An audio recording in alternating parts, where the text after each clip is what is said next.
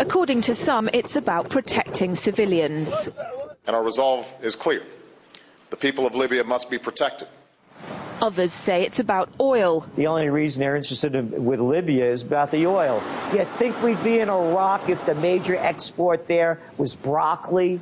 But some are convinced intervention in Libya is all about currency, specifically Gaddafi's plan to introduce the gold dinar, a single African currency made from gold, a true sharing of the wealth. It's one of these things that you have to plan almost in secret, because as soon as you say you're going to change over from the dollar to something else, you're going to be targeted. There were two conferences on this, one in '96 and another one in the year 2000, called the World Mataba Conference, organized by Gaddafi. And everybody was interested.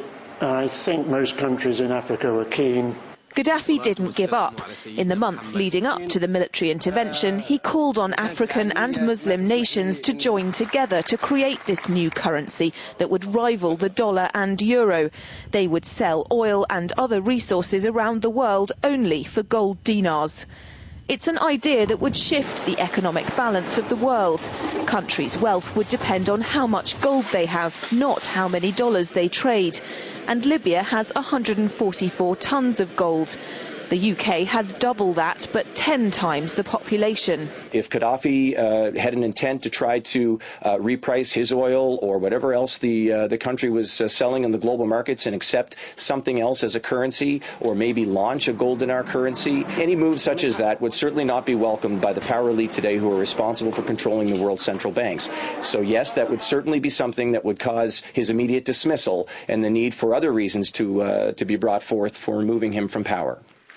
It's happened before. In 2000, Saddam Hussein announced Iraqi oil would be traded in euros, not dollars. Sanctions and an invasion followed.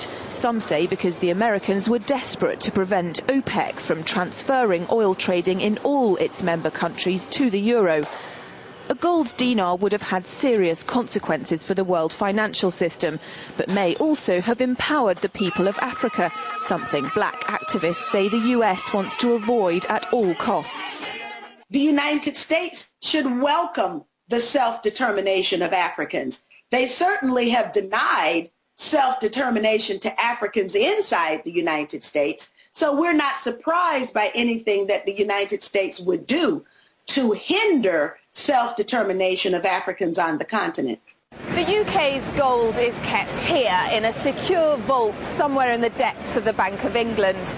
As in most developed countries, there's not enough to go around. But that's not the case in places like Libya and many of the Gulf states. A gold dinar would have given oil-rich African and Middle Eastern countries the power to turn around to their energy-hungry customers and say, sorry, the price has gone up and we want gold. Some say the US and its NATO allies literally couldn't afford to let that happen.